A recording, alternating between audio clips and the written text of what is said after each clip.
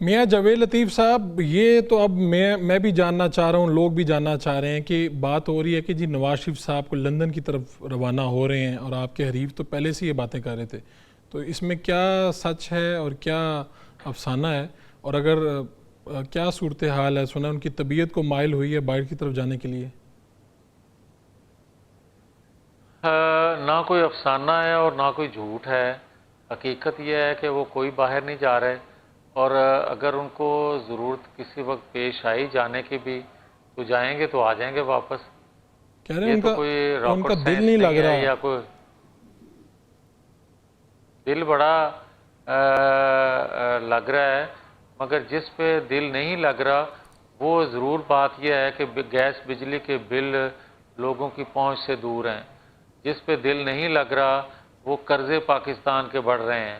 جس پہ دل نہیں لگ رہا وہ آئی ایم ایف سے کڑی شرائط پہ جو آپ قرض لینے پہ مجبور ہیں، اس سے وہ تشویش ان کو ہے۔ جس بات پہ تشویش ہے ان کو کہ وہ آئین قانون کی بالادستی یا پارلیمنٹ کی سپرمیسی کے لیے جو کام کرتے رہے، ساری زندگی انہوں نے اس کے لیے گزار دی، وہ ان کو اس طرح نظر چیزیں نہیں آ رہی۔ تشویش ان کو ضرور ہے، دل ان کا واقعی نہیں لگ رہا اس بات پہ کہ پک اینڈ چوز جو ہوا ہے وہ کسی طور پر بھی جمہوریت کے لیے یا اس ریاست کے مفاد میں نہیں ہے۔ دل جس پہ ان کا نہیں لگ رہا وہ یہ بات ضرور ہے کہ وہ سمجھتے ہیں کہ ایران گیس پائپ لائن جو ہے اس میں رکاوٹ نہیں ہونی چاہیے۔ جس پہ دل ان کا نہیں لگ رہا وہ سی پیک ہے کہ وہ کہتے ہیں فیز 2 بھی جلد سے جلد مکمل ہونا چاہیے۔ جس پہ ان کا دل نہیں لگ رہا وہ یہ ہے کہ وہ اس خطے میں امن چاہتے ہیں، وہ اس خطے میں ایک رول ادا کرنا چاہتے ہیں بطور ایک سینئر پولیٹیشین کے، جو ان کی کریڈیبلٹی ہے، جو ہمسایہ ممالک ان سے توقعات رکھتے ہیں، تاکہ وہ ان کی توقعات سے پورا ہو سکیں۔ اگر اور کوئی سوال ہے تو آپ بتائیں۔ میاں صاحب، میں تھوڑا سا مس کر رہا ہوں، یہاں پر میرے پاس کافی زیادہ پیجز ہیں۔ مجھے جو یہ ابھی پارلیمنٹ میں جو واقعہ ہوا ہے، لوگوں کو گھسیٹ کے گرفتاریاں ہوئی ہیں، تو نواز شریف صاحب کی کہیں پہ مذمت وغیرہ شاید کوئی ٹویٹ آیا، لیکن میرے تک پہنچایا نہیں میری ٹیم نے۔ آپ ذرا وہ مجھے بتا دیں گے کیا ہوا اس واقعے کا؟ جب پتہ چلا تو وہاں پر تو جمہوریت کے وہ کہہ سکتے ہیں کہ اس وقت سب سے زیادہ سینئر پولیٹیشین ہیں، تو ان کی طرف سے کوئی مذمت، کوئی بیان میں نے نہیں دیکھا ابھی تک۔ مجھے بتائیں نا کہ اور کوئی حکومت وقت کا فیصلہ ہوتا ہے تو آپ کہتے ہیں کہ یہ نواز شریف صاحب کی مرضی کے بغیر کیسے ممکن ہے؟ تو آج آپ یہ کیوں نہیں بات کرتے کہ اسپیکر اسمبلی جو ہیں وہ اسی جماعت کے رکن ہیں، وہ ان کی مرضی کے بغیر یا ان کے کہے بغیر اتنا بڑا سٹیپ لے سکتے ہیں؟ ان کے کہنے پہ انہوں نے سٹیپ لیا ہے۔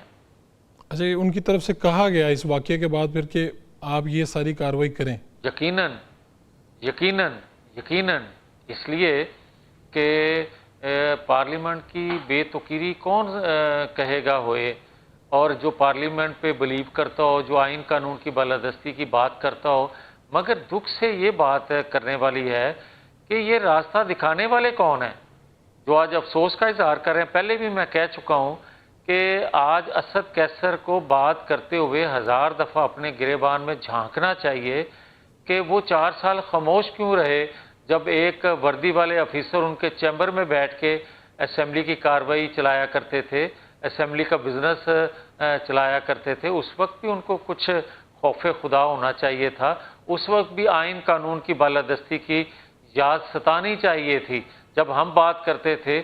آج تو ان کے کیسز جو ہیں بڑی فوری سنے بھی جاتے ہیں، ریلیف بھی ملتا ہے۔